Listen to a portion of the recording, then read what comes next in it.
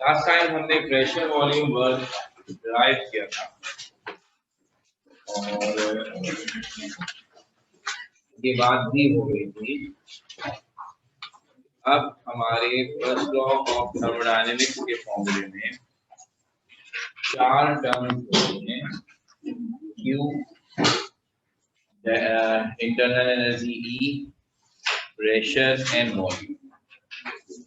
तो 4 एप्लीकेशंस बनी और हर एक में हमने एक वक्त में एक चीज को फिक्स कर दिया। हमारे सिलेबस में उन 4 में से 2 एप्लीकेशन, उसी पे फोकस करना है। That is now applications of first law of thermodynamics. तो हम लिखेंगे कि first law of thermodynamics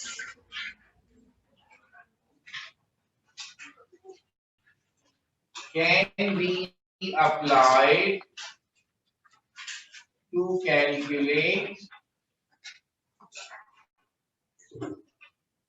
heat at constant volume, which is isopropylic process, and heat at constant pressure, isobaric process.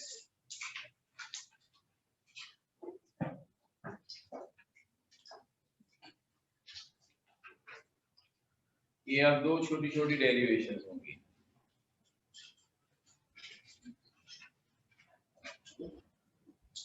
ये हमने अपने तौर पर आपको बता दिया था कि टोटल ये 4 हैं। अब एक हीट एट कांस्टेंट टेम्परेचर भी है और एक when process at when heat is Q is equals to 0। तो ये 4 प्रोसेस बनते हैं। जो बाकी 2 हैं वो हमने इस साल नहीं पढ़ने, तो इसलिए हम उनसे कोई दिलचस्पी नहीं, अगले साल पढ़ते हैं। तो अभी फिलहाल ये 2 से। तो first, heat at constant volume,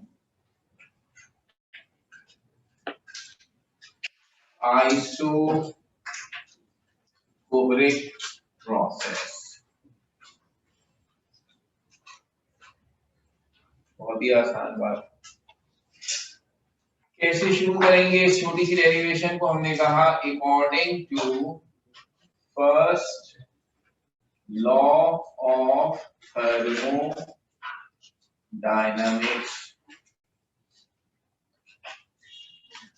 Q बराबर है delta E plus W। That is the original mathematical form of first law of thermodynamics। हमने इसमें डेवलपमेंट किए,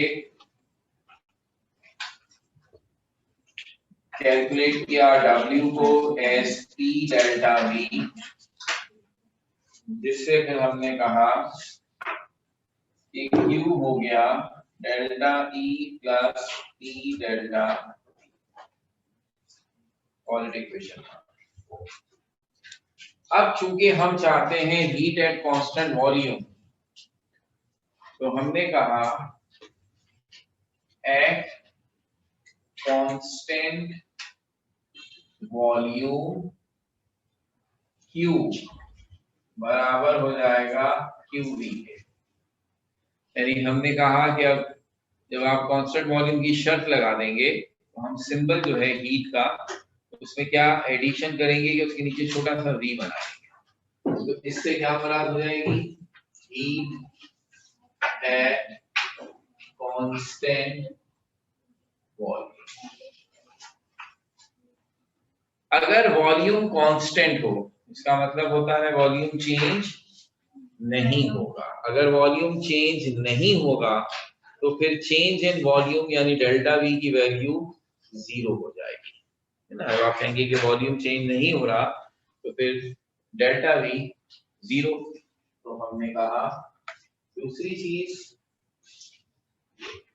कांस्टेंट वॉल्यूम पे दो चीजें चेंज करते हैं, Q का सिंबल QV बना देते हैं, और जब वॉल्यूम कांस्टेंट है यानी वो चेंज नहीं हो रहा है तो फिर चेंज इन वॉल्यूम की वैल्यू 0 होगी।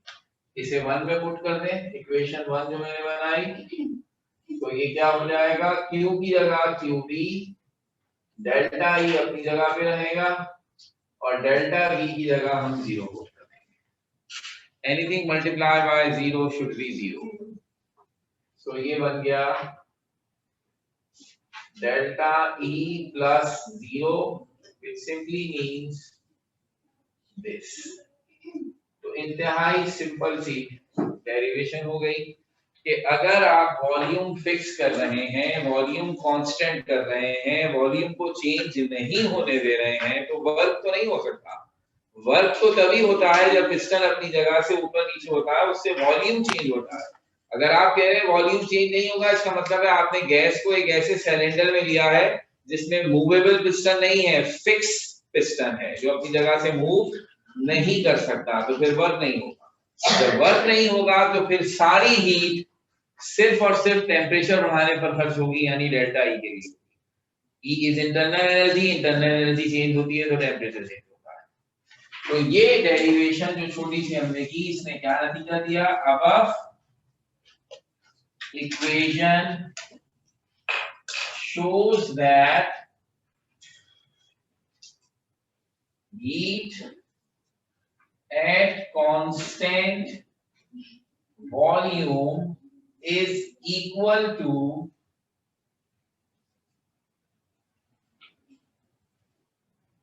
change in internal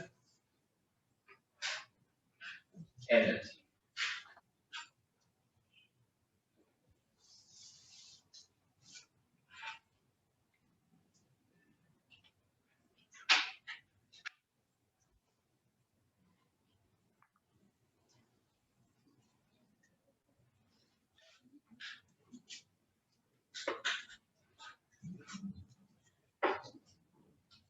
और इतनी छोटी सी डेरिवेशन इम्तिहान में डिराइव करने को बहुत कम आई है, 1 या 2 नंबर दे देते हैं बस। ज्यादातर इसका रिजल्ट पूछा जाता है। ये एमसीक्यूज में हम बहुत ज्यादा पूछते हैं कि QV किसके बराबर है, हीट एट कांस्टेंट वॉल्यूम किसके बराबर है, तो that is change in internal energy. जो दूसरा है अब हीट एट कांस्टेंट प्रेशर है, तो डेरिवेशन वो भी छोटी लेकिन इसके मुकाबले में थोड़ी सी उसमें डिटेल है, तो वो इम्तिहान में फिर डिराइव करने के लिए ज्यादा आती है, तो उसको कुछ तो करना पड़ेगा ना, कुछ भी नहीं करना पड़ा। तो let's see the second, heat at constant pressure, which we call isobaric process।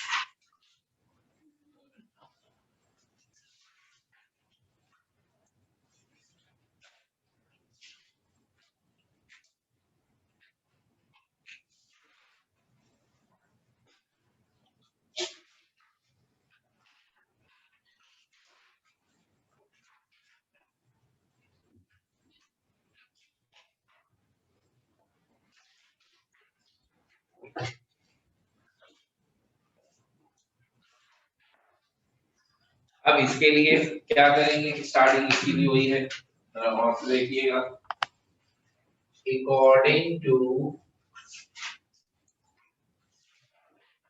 First law of thermodynamics, dynamics Q बराबर है डेल्टा E प्लस W और W चूंकि है P डेल्टा V के, so this becomes Q is equals to delta E plus P delta, ये starting तो same है, इनकॉल इक्वेशन 1। अब ये है कांस्टेंट प्रेशर का, तो हमें क्या कहना चाहिए? अब कांस्टेंट प्रेशर का क्या मतलब हुआ कि हम Q का सिंबल क्या बना दें, Q लिखकर नीचे छोटा सा P, which becomes C at constant pressure। और चूंकि प्रेशर कांस्टेंट है, इसका मतलब है चेंज नहीं होगा, तो change in pressure should be zero. तो क्या बात करते हैं, यहाँ प्रेशर चेंज हो ही कब रहा है, यहाँ प्रेशर के साथ तो डेल्टा नहीं लगा हुआ, प्रेशर तो सिर्फ P है, इसका मतलब है प्रेशर तो ऑलरेडी कांस्टेंट ही है। फिर कपूर, ये फॉर्मूला ऑलरेडी कांस्टेंट प्रेशर पर ही है, सो नथिंग टू डू, खत्म, शुरू होते ही खत्म। जैसे ही तो इसको भी हरा गई, तो फिर हमने 2 लाइनें लिखी थी, यहाँ तो कुछ भी नहीं लिखा है, टोटल बेइज्जती भाई, तो शुरू भी नहीं हो खत्म, बोले ये ऑलरेडी कांस्टेंट प्रेशर पर ही है, तो फिर अब क्या करें? आपने तो अभी अभी कहा कि इसकी थोड़ी सी ज्यादा वर्किंग है, इम्तिहान में आता है, झूठ बोला इसलिए मैंने कहा था गौर से सुने, यहाँ थोड़ा सा साइंटिफिक बिल्कुल सही है ये बात कि यहाँ ये फॉर्मूला ऑलरेडी कांस्टेंट प्रेशर पर ही है, so the same thing should be equals to QP। ठीक है, इधर देखिएगा गौर से, एट कांस्टेंट प्रेशर Q बराबर है QP के, which is heat at constant pressure। So equation 1 जो है उसमें कोई चेंज नहीं आएगा, क्योंकि उसमें मौजूद प्रेशर ऑलरेडी कांस्टेंट ही है, तो यही हो गया। तो फिर व्हाट टू डू? अब हमने कहा हम इसे सिंप्लीफाई करना चाहते हैं, बिल्कुल इसकी तरह। सोचिए ना, ये स्टेटमेंट पढ़ने में कितनी आसान है, कोई पूछे हीट एट कांस्टेंट वॉल्यूम, आप कहेंगे is equals to change in internal energy, एक एनर्जी है इंटरनल, उसकी चेंज के बराबर। इसे कोई पढ़े हीट एट कांस्टेंट प्रेशर किसके बराबर है, तो आप क्या कह रहे होंगे? It is the sum of change in internal energy and pressure times change in volume. पूरी तफसील करके पढ़ेंगे, तीन चीजों के नाम आ रहे हैं। सो हम क्या चाहते हैं, प्लीज सिंप्लीफाई कीजिए इसे और इसे किसी एक टर्म के बराबर लाइए। शुरू से यही करते हुए आ रहे हैं हम। जब आपको इंटरनल एनर्जी की डेफिनेशन सुनाई थी, तो मैंने आपसे कहा था there are several energies associated with the same substance. सिर्फ काइनेटिक एनर्जी ही 3 टाइप्स की थी, translational kinetic energy, vibrational kinetic energy, rotational kinetic energy. क्या किया आपने? तीनों को मिलाकर कहा टोटल काइनेटिक। फिर उन्होंने कहा सर वो जो काइनेटिक एनर्जी बॉडी मूव करती है उसकी पोटेंशियल एनर्जी भी होती है, तो 2 नाम हो गए, total kinetic energy and potential energy. तो आपने क्या किया, दोनों को जमा करके उसका नया नाम रखा, वो नाम क्या था? Internal energy. आज आपको पता चला है कि हीट जो है वो इंटरनल एनर्जी के साथ साथ एक और फैक्टर को जमा करने से मिलती है। तो अब आप क्या चाहेंगे, इस एक और फैक्टर और इंटरनल एनर्जी को जमा करके नया नाम रख दें। अभी तक भी तो यही करते आ रहे हैं ना, जितनी और एनर्जीज मिलती जा रही हैं, नए नए नाम बनाते जाए। तो ये काम अब यहाँ करते हैं। तो कैसे करेंगे? क्या हम में से हर एक को ये पता है, खास तौर पर हमने ये बात लिखवाई थी कि थर्मोडायनेमिक्स में जब भी चेंज का लफ्ज आएगा, it is equals to final minus initial. So let's call this equation as equation 2 और आपके लिए since डेल्टा E बराबर है E2 minus E1, कोई एतराज नहीं, पहले से ही ये रूल सेट हो चुका है, किसी भी चीज के साथ आप डेल्टा का निशान देखेंगे फाइनल माइनस इनिशियल। इसी तरह delta V V2 minus V1 put in equation 2। तो इक्वेशन 2 ऐसे हो जाएगा, E2 माइनस E1 लिखिए जहां पर डेल्टा E बना हुआ था, और pressure times V2 minus V1 लिखिए जहां डेल्टा V बना हुआ था। तो सिंप्लीफाई करने में आप और ज्यादा फैला दिया, और से देखते जाइएगा बस कैसे हम चालाकी से समेटते हैं। इसे मैं ऐसे लिख सकता हूं, E2 minus E1 plus PV2 minus PV1, P bracket में फाइनल वॉल्यूम इनिशियल वॉल्यूम दोनों का multiply. I have this term. अब ये थोड़ी सी बिखरी हुई टर्म है।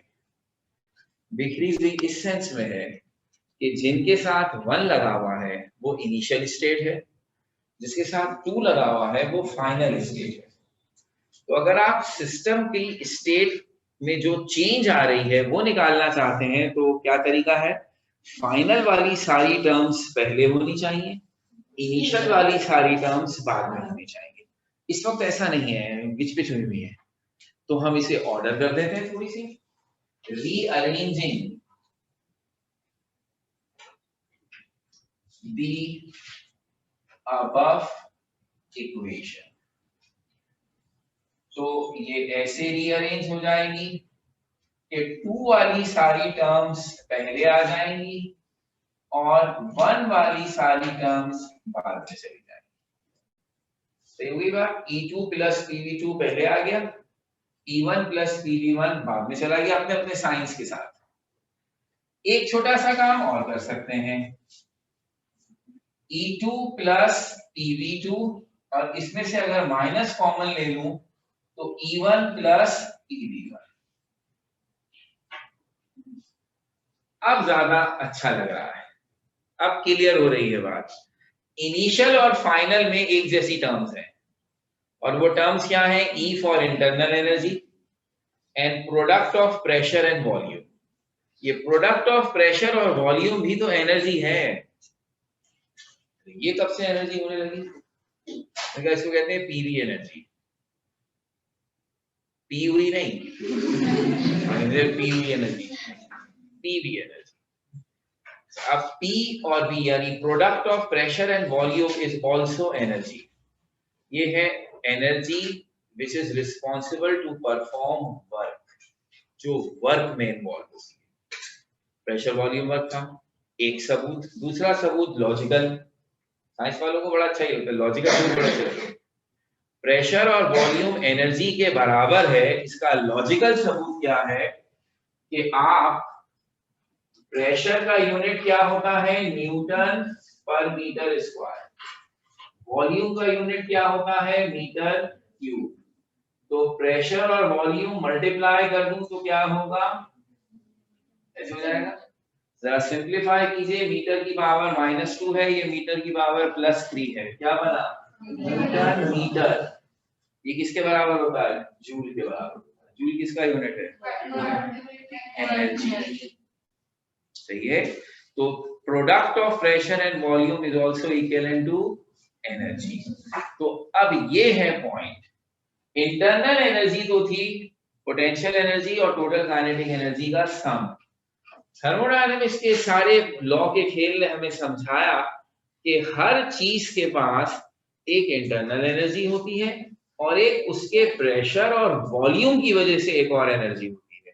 ये वो एनर्जी होती है जिसकी मदद से वो वर्क करता है। तो अब ये कहलाएगी पीवी एनर्जी। तो अब पीवी एनर्जी और इंटरनल एनर्जी इन दोनों को जमा कर दूं तो कोई नई एनर्जी बनेगी। उस नई एनर्जी का नाम है एंथैल्पी। ये वही नाम है जो हमने शुरू में सपोज करवा दिया था आपसे, अब उसे ड्राइव करवा दिया है।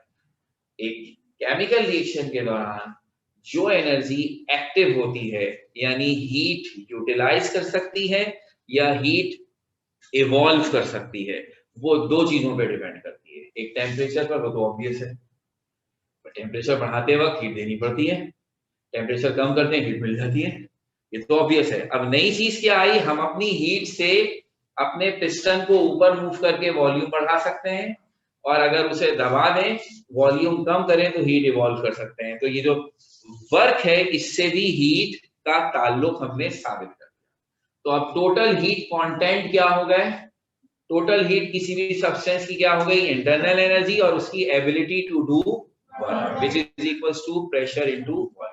तो E plus PV is the total heat content of any substance और इसका नाम हमने चैप्टर के शुरू में तजवीज कर दिया था एंथैल्पी। नाम में कुछ नहीं रखा तो कोई भी कुछ भी रख देता तो फर्क नहीं पड़ता।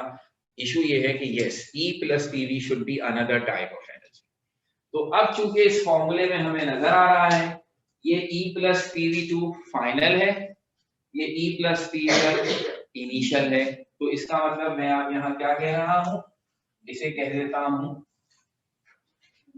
इक्वेशन 3 और यहां कहा now we introduce a new state function called enthalpy which is defined as total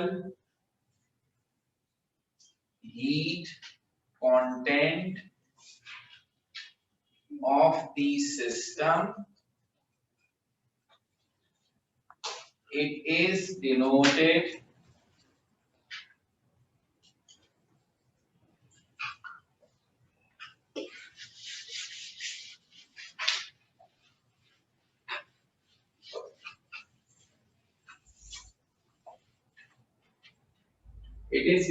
by capital H and is given as। अब H का फॉर्मूला हो गया E plus PV। तो इस फॉर्मूले को देखते हुए जिसका नंबर हमने रख दिया इक्वेशन 3, हमने कहा कि आप एक नया स्टेट फंक्शन डेवलप कर सकते हैं जो एंथैल्पी कहलाएगा, जिसे हम कहेंगे total heat content of the system और उसका फॉर्मूला होगा internal energy plus product of pressure and volume. तो अगर ये एक नया स्टेट फंक्शन होगा तो इसकी initial state, for initial state हम इसे कैसे लिखेंगे, H1 E1 प्लस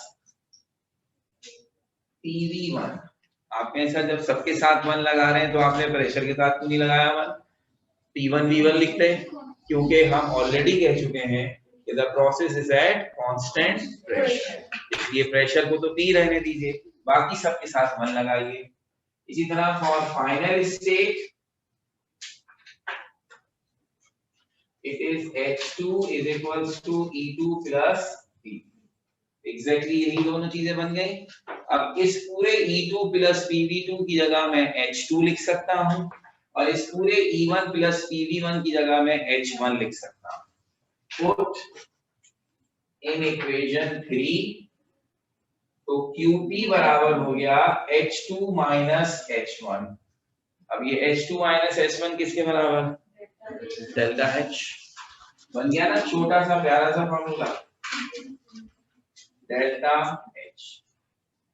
तो हमने यहाँ इसी चीज को ऑलरेडी यहाँ पर जो फॉर्मूला था ये बिल्कुल सही है, ये और ये एक ही बात है, सिर्फ हमने क्या किया, लंबी चौड़ी 3 टर्म्स आ रही थी, इंटरनल एनर्जी, प्रेशर, वॉल्यूम, उसके इक्विवेलेंट एक नई टर्म इंट्रोड्यूस कर दी ताकि फॉर्मूला सिंपलीफाई हो जाए और वो है एंथैल्पी।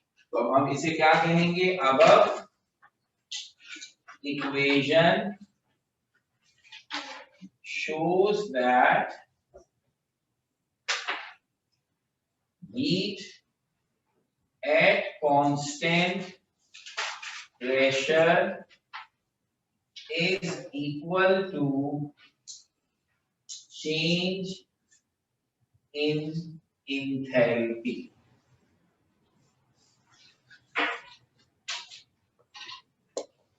तो अब ये डेरिवेशन रिलेटिवली रीजनेबली थोड़ी सी बड़ी है, तो ये एग्जाम में 4 मार्क्स की भी आई है और 3 मार्क्स की भी आई है। जब अकेले पूछा गया था derive QP is equals to delta H, ऐसे कह देते हैं, या ऐसे कह देते हैं drive an expression for heat at constant pressure. आप ये सब लिखते हैं। ज्यादातर 4 मार्क्स का आता है। 3 मार्क्स का इस तरह आया था जब उन्होंने दोनों चीजें पूछी थी कि derive an expression for heat at constant volume as well as heat at constant pressure. तो वॉल्यूम वाली चूंकि बहुत ही छोटी है तो वो 1 मार्क्स की थी और ये 3 मार्क्स की। तो अब ये टोटल 3 थ्योरी की चीजें हो गई। फर्स्ट लॉ ऑफ थर्मोडायनेमिक्स क्या है? Statement with explanation. ये एक हिस्सा हुआ। प्रेशर वॉल्यूम वर्क को डिराइव कर दें या फिर खास तौर पर ये डिराइव। तो आज तक ऐसा नहीं हुआ कि तीनों ही ना आए, तो कोई एक या दो जरूर पूछ लेते हैं। तो इस लिहाज से ये छोटी छोटी चीजें हैं लेकिन बड़ी है। अब ये हमने थर्मोडायनेमिक्स के फर्स्ट लॉ को पढ़ा, उसकी एप्लीकेशंस को भी पढ़ लिया। अब एक लिहाज से हमारा थर्मोडायनेमिक्स से नाता खत्म, चैप्टर नहीं खत्म। First law of thermodynamics principle पढ़ लिया थर्मोडायनेमिक्स का। थर्मोडायनेमिक्स के पास हम क्यों आए थे? हमारा एक प्रॉब्लम था कि केमिस्ट्री के रिएक्शंस में एकदम से हीट कहां से बन जाती है और एकदम से हीट कहां चली जाती है। तो हम गए उसके बाद जो जिसका ताल्लुक हीट से था, हीट की दुकान पे चले गए, दुकानदार से पूछा भाई क्या चक्कर है, उसने आपको अपना रूल बता दिया। अब आप ये रूल केमिस्ट्री पर अप्लाई करेंगे। मैंने शुरू में आपसे कहा था ये है जनरल ब्रांच ऑफ साइंस, जिसे जब हीट का कोई प्रॉब्लम आएगा तो बायोलॉजी वाला भी यूज करेगा, फिजिक्स वाला भी यूज करेगा, केमिस्ट्री वाला भी यूज करेगा, ये सबको सिखाते हैं। तो सब थर्मोडायनेमिक्स का रूल पढ़ने के बाद अपने अपने सब्जेक्ट पर जाकर उसे अप्लाई करते हैं।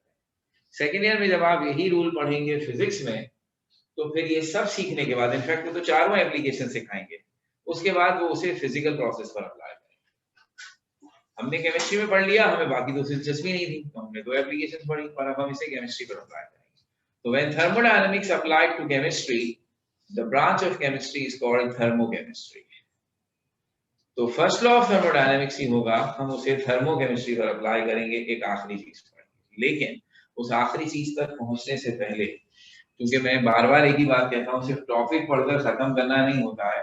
अब एक हमारे लिए जिम्मेदारी ये भी है कि एग्जाम में उससे जिस जिस तरीके से सवाल आया है उसे भी कवर अप करें। तो ये एक बात हो गई। इस बात में, इस डेरिवेशन में 2 छोटी छोटी ऐसी बातें आई हैं जो अलग से डेफिनेशन के तौर पर पूछी जाती है। सो वो भी हम पहले लिख लेते हैं ताकि अगर वो पूछी जाए तो। एक बीच में आ गई वो डेफिनेशन, हालांकि एंथैल्पी, कहते हैं डिफाइन एंथैल्पी। तो how can I properly right the definition of enthalpy? ये लिख लेता हूं। इसी तरह एक और टर्म उन्होंने अलग से डिफाइन करना चाहिए, change in enthalpy. Just define change in enthalpy, what is this? तो इसको भी हम डिफाइन, तो ये 2 डेफिनेशंस करें फिर थर्मोकेमिस्ट्री पर जाते हैं।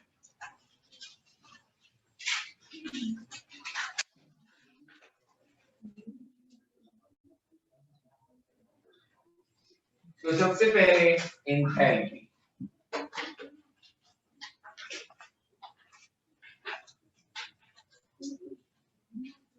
ये है total heat content of the system is called enthalpy, और इसी की दूसरी डेफिनेशन है, it is the sum of internal energy and product of pressure and volume। तो ये दोनों तरीके हैं डिफाइन करने के। It is denoted by capital H and is given as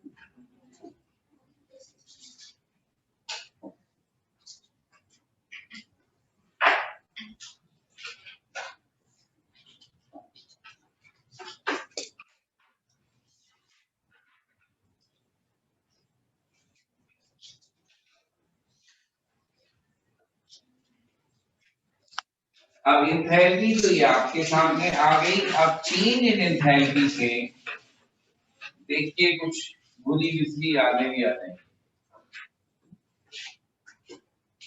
change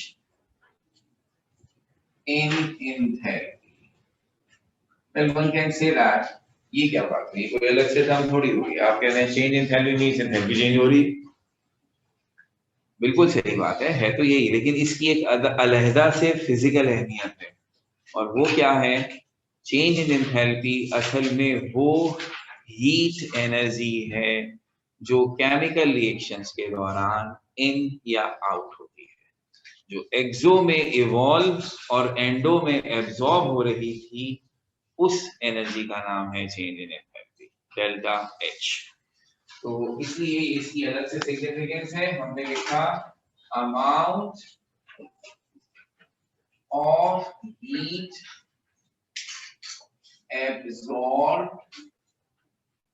or evolved during chemical reaction is called change in enthalpy. It is denoted by delta H। अब इस definition को ही सिर्फ नहीं लिखना, बल्कि अब इस डेफिनेशन के साथ हम एक्सो और एंडोथर्मिक रिएक्शन का कनेक्शन जोड़ते हैं। तो जो बातें हमने चैप्टर के शुरू में एक्सो एंडो के कंपैरिजन में लिखी थी, उसके साथ साथ अब हम एक छोटा सा ग्राफ बनाते हैं, जिसकी मदद से हम चेंज इन एंथैल्पी और एक्सो एंडो रिएक्शंस का रिलेशन शो करते हैं। तो इसका मतलब है ये बात यहाँ तक नहीं, इसकी थोड़ी सी एक्स्ट्रा डिटेल हम तो यहाँ से इंशाल्लाह इसको कंटिन्यू करेंगे हम। Thank you.